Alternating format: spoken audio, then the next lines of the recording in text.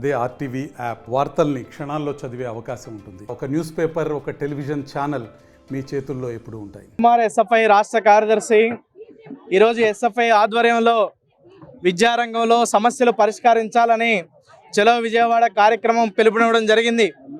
ఈరోజు రాష్ట్రంలో కూటమి ప్రభుత్వం ఏర్పడి దాదాపు 14 నెలలు అవుతా ఉంది. ఈ 14 నెలల కాలంలో విద్యార్థులకు ఇచ్చినటువంటి ఏ ఒక్క హామీని ఈ రాష్ట్ర ప్రభుత్వం, ఈ విద్యాశాఖ మంత్రి పరిష్కారం చేయలేదు. ఫీజు రీయింబర్స్మెంట్ ఇస్తామని చెప్పారు.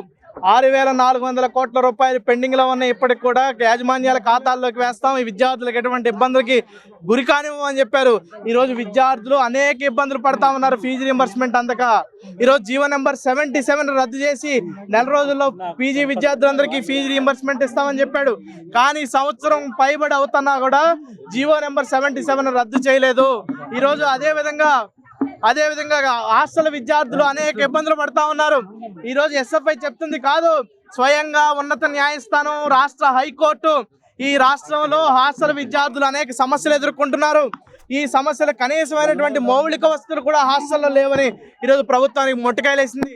ఇప్పటివరకు కనీసం ప్రభుత్వం స్పందించడం లేదు. అందుకనే హాస్టల్ బాగుపడాలన్నా వాటికి అభివృద్ధికి నిధులు కేటాయించామని ఎస్ఎఫ్ఐ డిమాండ్ చేస్తూ ఉంది. ఆ విద్యార్థులకి నాణ్యమైనటువంటి భోజనం అందించాలన్నా 3,000 రూపాయలకి ఈరోజు పెంచాలని కూడా ఎస్ఎఫ్ఐ డిమాండ్ చేస్తూ ఉంది. హాస్టల్ విద్యార్థులకేమో 53 రూపాయలు ఇస్తూ ఉన్నారు. జైల్లో ఉండేటువంటి ఖైదీలకేమో 80 రూపాయలు, 90 రూపాయలు ఈరోజు మెస్ బిల్లు ఇస్తూ ఉన్నారు. కాబట్టి నేటి పౌరులు రేపటి భావి భారత పౌరులు ఈరోజు తీర్చిదిద్దేటువంటి వాళ్ళకి 53 రూపాయలు మెస్ బిల్లు ఇస్తే ఎట్లాంటి పౌష్టికాహారం అంతా ఉంది. అందుకని ఈ ప్రభుత్వం అనేక మార్లు కలెక్టరేట్ల వద్ద, మండల కేంద్రాల వద్ద అనేక మార్లు ఉన్నతాధికారులకు వినతి పత్రాలు ఇచ్చాం. కానీ ఇప్పటికీ ప్రభుత్వం స్పందించలేదు. అందుకని చలో విజయవాడ కార్యక్రమం చేపట్టాం. ఇప్పుడు కూడా స్పందించకపోతే ఇంకా పెద్ద ఎత్తున ఉద్యమాన్ని ఉధృతం చేస్తామని ప్రభుత్వానికి హెచ్చరిస్తా ఉన్నాం. ఆంధ్రప్రదేశ్లో కూటమి ప్రభుత్వం ఏర్పడి 15 నెలలు గడిచాయి. లోకేష్ బాబు గారు విద్యామంత్రిగా ఉన్నారు. మరి ఆయన కానీ ఆయన తండ్రి కానీ ఒకరినొకడు పొగుడుకోవడమే సరిపోతుంది. నిన్న ఉపాధ్యాయ దినోత్సవ సందర్భంగా వాళ్ళిద్దరు స్పీచ్లు వింటే మనకు అర్థమవుతుంది. కానీ విద్యారంగానికి సంబంధించినటువంటి ప్రధానమైన సమస్యలన్నీ కూడా అదే ఉండిపోయినాయి. అందుకని ఈరోజు ఎస్ఎఫ్ఐ ఆధ్వర్యంలో ఆ సమస్యలన్నీ పరిష్కరించాలని కోరుతూ ధర్నా చౌక్లో ఈ ధర్నా జరుగుతుంది. ప్రధానంగా విద్యార్థులకి ఫీజు రీయింబర్స్మెంట్ బకాయిలు సుమారు 7,000 కోట్లు ఫీజు రీయింబర్స్మెంట్ బకాయిలు కాలేజీలకు ఉన్నాయి.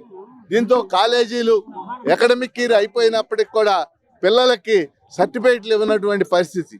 చాలా మంది విద్యార్థులు సర్టిఫికేట్లు లేక ఉద్యోగ అవకాశాలు కోల్పోయిన వాళ్ళు కూడా మాకు తెలుసు. అందుకని వెంటనే ఫీజు రీయింబర్స్మెంట్కి సంబంధించినటువంటి బకాయిలు 6,400 కోట్లు ఖచ్చితంగా చెప్పాలంటే అవి వెంటనే చెల్లించాలని చెప్పేసి మేము డిమాండ్ చేస్తూ ఉన్నాం.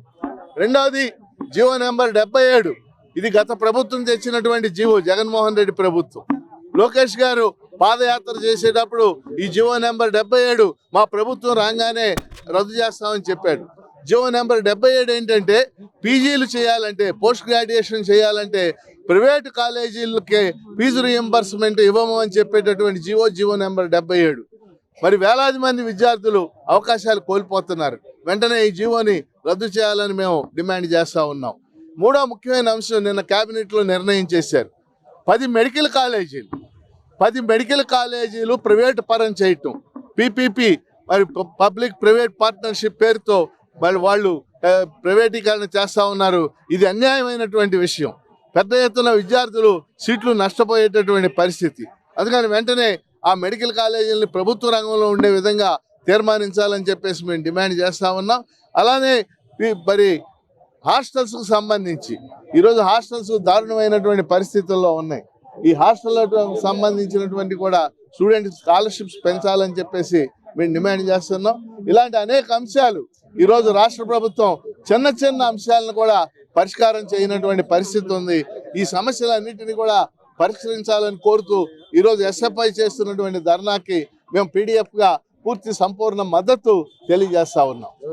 తెలుగులో న్యూస్ కి ఫాస్టెస్ట్ యాప్ ఇప్పుడు టోటల్లీ న్యూ అవతార్లో జస్ట్ 5 సెకండ్స్ లో కంప్లీట్ న్యూస్. సోషల్ మీడియాలో ట్రెండ్స్ కి one stop solution. Live TV app voice search option తో ఇప్పుడే డౌన్లోడ్ చేయండి లేదా అప్డేట్ అయిపోండి. యాప్ లింక్ డిస్క్రిప్షన్ లో ఉంది.